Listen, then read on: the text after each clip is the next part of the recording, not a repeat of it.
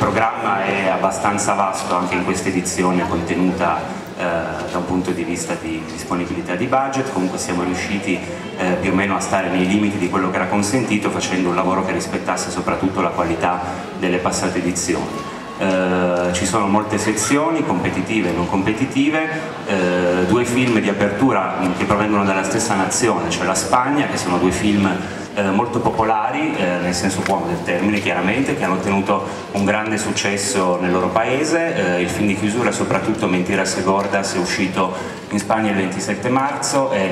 nei primi 3 giorni di programmazione ha doppiato l'incasso del film nuovo di Almodóvar e a tutt'oggi è il film più visto in Spagna quest'anno, quello che ha incassato di più, e quindi noi siamo particolarmente contenti di essere riusciti ad avere questo film e di proporlo al pubblico, anche perché è un film diretto da 2 registi che hanno vinto il festival nel 2000 con Sopravvivere, sono la coppia Albacete e Mendes.